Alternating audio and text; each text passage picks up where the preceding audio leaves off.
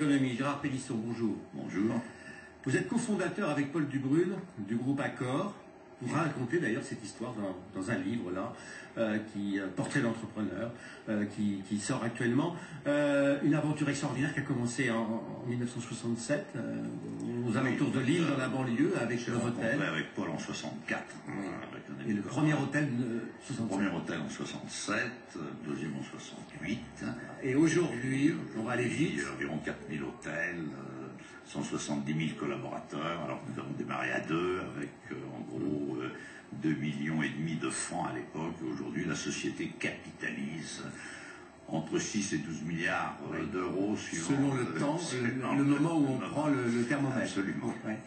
Vous avez pris un peu de recul maintenant par rapport à... On a pris pas mal de recul, mais vous restez un actionnaire important. Quand même d'assez près les travaux du conseil et du comité stratégique, et puis quand même avec quelques... Moi je m'occupe un peu du monde arabe, du développement dans le monde arabe, j'avais lancé ce développement il y a une douzaine d'années, et je poursuis un peu dans le Maghreb, l'Arabie Saoudite. Une crise comme celle que nous traversons actuellement, une crise boursière, une crise financière, vous en avez déjà vu des comme ça dans votre carrière? Non, mais quand j'ai fait mes études aux États-Unis, on parlait encore beaucoup, c'était dans les années 50, on parlait encore beaucoup de la crise de 29, quand on parlait de... Et donc, effectivement, je pense qu'on retrouve cette panique. Bon, Dieu merci, on n'a pas les suicides que l'on a connus en 1929, mais cette irrationalité, cette panique qui envahit les milieux financiers, pour moi c'est totalement incompréhensible. Le système bancaire m'étonne par son absurdité. En revanche... Vous parliez de 1929, on raconte que les directeurs d'hôtels type Sofitel à New York, avant de recevoir un touriste, demandaient si c'est pour une chambre ou c'est pour sauter par la fenêtre.